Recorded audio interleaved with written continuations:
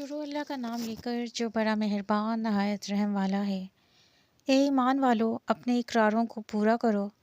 تمہارے لیے چار پائے جانور جو چرنے والے ہیں حلال کر دیے گئے ہیں،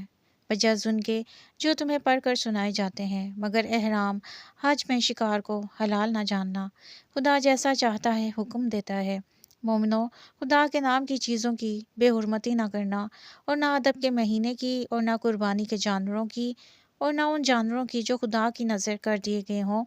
اور جن کے گلوں میں پٹے بندے ہوں، اور نہ ان لوگوں کی جو عزت کے گھر یعنی بیت اللہ کو جا رہے ہوں اور اپنے پروردگار کے فضل اور اس کی خوشنودی کے طلبگار ہوں۔ اور جب احرام اتار دو تو پھر اختیار ہے کہ شکار کرو، اور لوگوں کی دشمنی اس وجہ سے کہ انہوں نے تم کو عزت والی مسجد سے روکا تھا، تمہیں اس بات پر آمادہ نہ کرے کہ تم ان پر زیادتی کرنے لگو۔ اور دیکھو، نیکی اور پرہیزگاری کے کاموں میں ایک دوسرے کی مدد کیا کرو، اور گناہ اور ظلم کی باتوں میں مدد نہ کیا کرو، اور خدا سے ڈرتے رہو۔ کچھ شک نہیں کہ خدا کا عذاب سخت ہے۔ تم پر مرا ہوا جانور اور بہتا لہو اور سور کا گوشت اور جس چیز پر خدا کے سوا کسی اور کا نام پکارا جائے، اور جو جانور گلا گھٹ کر مر جائے، اور جو چوٹ لگ کر مر جائے، اور جو گر کر مر جائے، اور جو سینگ لگ کر مر جائے، یہ سب حرام ہے۔ اور وہ جانور بھی جس کو درندے پھاڑ کھائیں، مگر جس کو تم مرنے سے پہلے ذبح کر لو، اور وہ جانور بھی جو تھان پر ذبح کیا جائے، اور یہ بھی کہ پاسوں سے قسمت معلوم کرو، یہ سب گناہ کے کام ہیں۔ آج کافر تمہارے دین سے نا امید ہو گئے ہیں، تو ان سے مت ڈرو اور مجھے سے ڈرتے رہو۔ اور آج ہم نے تمہارے لیے تمہارا دین مکمل کر دیا ہے،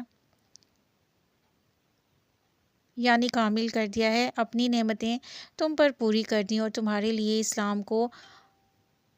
دین پسند کیا۔ ہاں، جو شخص بھوک میں ناچار ہو جائے بشرطے گناہ کی طرف مائل نہ ہو تو خدا بخشنے والا مہربان ہے۔ تم سے پوچھتے ہیں کہ کون کون سی چیزیں ان کے لیے حلال ہیں، ان سے کہہ دو کہ سب پاکیزہ چیزیں تم کو حلال ہیں، اور وہ شکار بھی حلال ہے جو تمہارے لیے ان شکاری جانوروں نے پکڑا ہو جن کو تم نے سدھا رکھا ہو۔ اور جس طریق سے خدا نے تمہیں شکار کرنا سکھایا ہے، اس طریق سے تم نے ان کو سکھایا ہو،